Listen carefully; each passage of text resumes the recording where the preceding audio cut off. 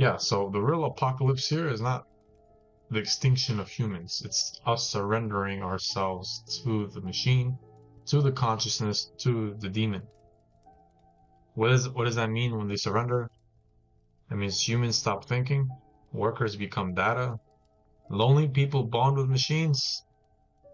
Now you have AI girlfriends. That's a big problem. What happens in return? What do these elites get in return here, guys? They gain surveillance power, which they already have plenty of that, but now with AI, they get a lot more. The more unconscious we become, the stronger AI becomes.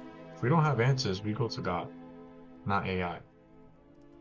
AI is good for some reasons. For some cases, I agree.